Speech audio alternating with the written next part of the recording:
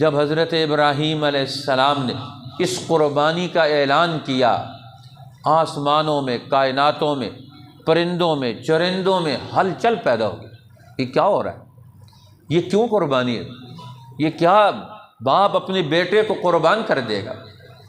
اب ہر جگہ ہیجان کی کیفیت ہے، کیونکہ ابراہیم خلیل اللہ علیہ السلام دعاؤں سے مانگا ہوا بیٹا، رب ھب لی من الصالحین، پیار سے اللہ سے مانگ کر اس کے خزانوں سے لیا اور اب قربان کرنے چلے ہیں۔